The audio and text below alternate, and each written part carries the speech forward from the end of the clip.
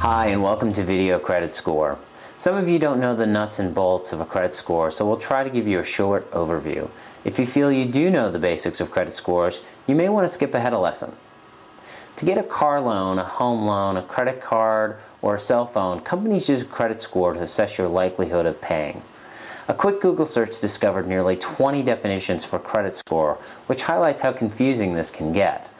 To quote MyFICO, this term is often used to refer to credit bureau risk scores. It broadly refers to a number generated by a statistical model which is used to objectively evaluate information that pertains to making a credit decision. Yikes. Okay, let's take a deep breath and let's try to simplify this. This credit score isn't really one score at all. It's actually 3 scores. Why? Because there are 3 companies that collect data on your credit history and create reports. Plus, you may hear the terms FICO score and credit score used interchangeably. This is sort of analogous to Band-Aid and bandages.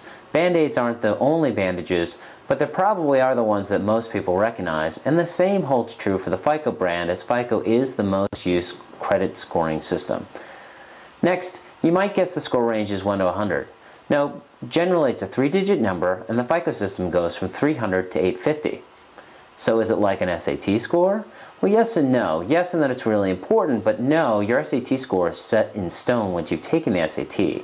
Your credit score changes over time, more like your cholesterol score. Both change as your behavioral habits change.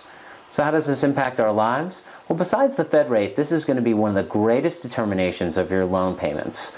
At the time of this recording, the best rate for a 30-year mortgage is 5.45%, but the worst rate is over 10%. Today, the best rate can mean $1,000 a month less in payments for a $300,000 house. Check out the chart on myfico.com to see what I mean.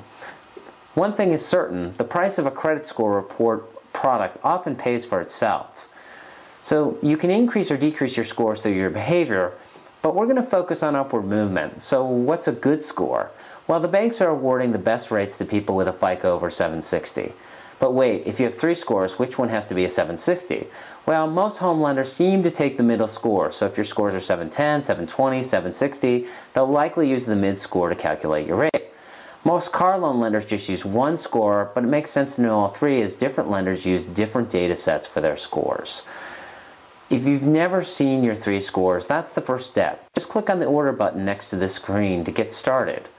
So, in order to start figuring out how to manage your scores, you'll need to understand what goes into your scores. There are 5 key areas that impact your score, and we'll cover these in the next lesson. Lesson number 2. Remember, everyone's situation is different. Be sure to contact a financial advisor or a credit counseling professional before making important financial decisions. This VCast is for educational purposes only and is not a substitute for receiving personalized professional advice.